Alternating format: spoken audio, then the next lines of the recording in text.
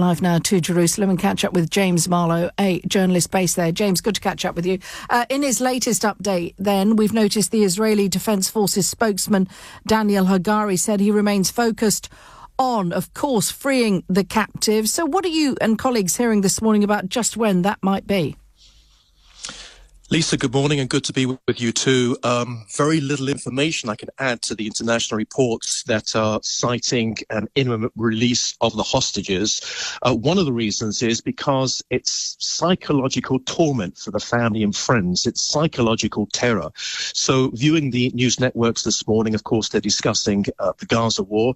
We had some more rockets which came over from Gaza a short time ago, also some mortars from the north, discussing individual circumstances of hostages and the families and the backgrounds, and of course soldiers. Two more soldiers were the names of those were released for publication this morning, so that brings the total to 65.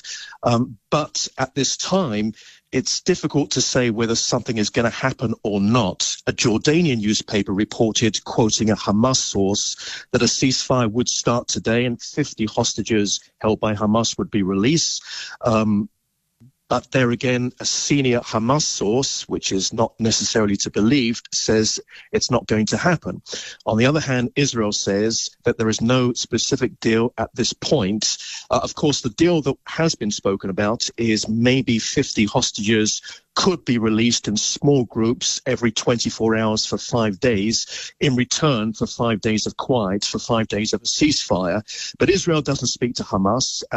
And never has done, except for maybe when it first was created in 1987, 1988, and then found out very quickly it was not the organization to deal with.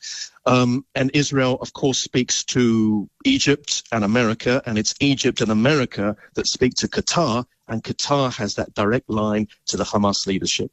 Indeed. Let me just give you and our listeners a sense of this morning's front pages on the ongoing conflict there. In front of the Times, Israel says video shows Hamas taking hostages into hospital. Front of the Telegraph, Israel on brink of hostage agreement. Front of the Guardian, Israel-Hamas deal to release some hostages edges closer. How would you sum up then, James, what you're hearing, say, from the mood amongst those relatives of some of those captives due to see Netanyahu later, especially after their loved ones have been held hostage now for so long, remaining in captivity despite all the intense bombardments, the weaponry used against Gaza, Hamas, and having IDF soldiers on the ground, and of course intelligence? It hasn't amounted to that much. Well, it has been just over 6 weeks, and Hamas, and along with Islamic Jihad, have, of course, its training and its financial backing from Iran. So this is not a small group or an organization that was just firing mortars and making small operations. What took place on October the 7th was a massive attack. In fact, it's equivalent to 20 9/11s. It was so great, and it took the country by surprise, just like the 1973 October War. I'm not clear whether the Prime Minister is going to be meeting with the hostage families today. There was a report over the weekend that it could be tomorrow. Of course, it really depends upon what really happens.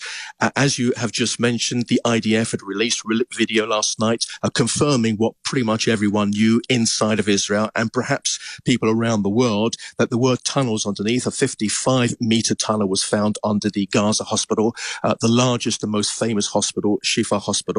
Of course, ammunition was also found. Video was released of hostages being taken into the Shifa hospital by plainclothes Hamas members. And that's the key issue over here, that when civilians we are being told are being killed, how do you know that are civilians? Because many of those Hamas are taking off their military uniform. And we've seen this in video, who are firing mortars and firing rockets, that they're in plain clothes. So it's really difficult to say. But I can just say this to you. In respect to the Palestinian civilians, I was in a meeting yesterday in Tel Aviv where former commander of British forces in Afghanistan, Richard Kemp, was, and along with others. And whilst it's impossible, of course, to give an exact number of Palestinian civilians killed, because Hamas and Palestinian Islamic Jihad and other groups not always wearing the military uniform, as I said, there's an educated guess that it would be along the lines, and this is very high, of one civilian killed